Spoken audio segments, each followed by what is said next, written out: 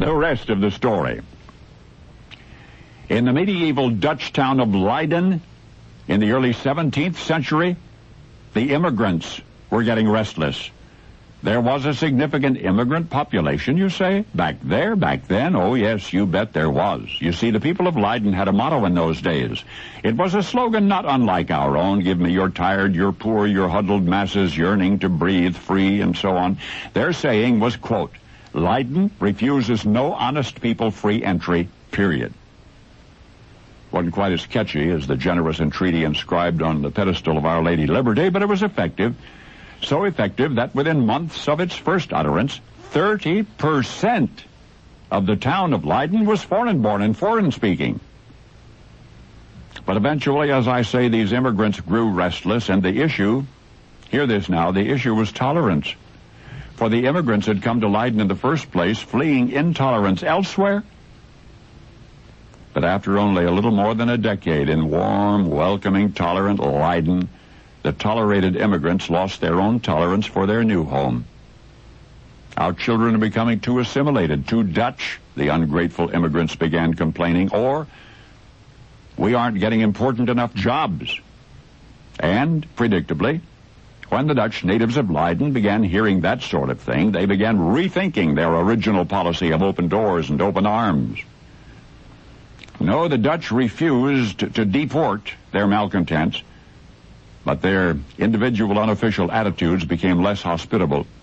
And you can see where this is going, can't you? Many of the immigrants who only half a generation before had flocked to Leiden so gladly, so gratefully, packed up and moved out to the new world. For you see, after the so-called Pilgrims, wore out their welcome in Leiden, Holland, in 1620, a handful of them got into a shaky little boat called the Mayflower, and they headed across the sea to Plymouth Rock. But there was a stowaway aboard the Mayflower, and that unseen passenger was the culture of Leiden itself. For despite their relentless struggle for originality, the Pilgrims brought with them to their new home in North America a collage of customs which Americans recognize and revere to this day. The civil registration of marriages, for example, which initiated the then unique concept of separation of church and state. Almost 2 centuries later, John Quincy Adams would cite the Mayflower Compact as the foundation for the United States Constitution.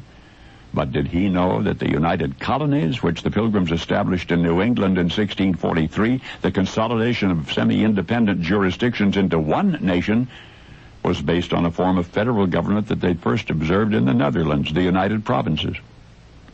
Oh, one thing more, back in Leiden, there was a particular celebration, a day commemorating the end of the Spanish siege against that city in 1574, sort of our 4th of July. But the focus of those Dutch festivities, instead of fireworks, was gratitude. They called it Thanksgiving Day. Yes, I do mean to say that when you're giving thanks tomorrow, save some. Save some thanks for the people of 17th century Leiden, whose own immigrants emigrated to our distant rocky shore, and eventually, arduously, freedom was born. Now you know the rest of the story.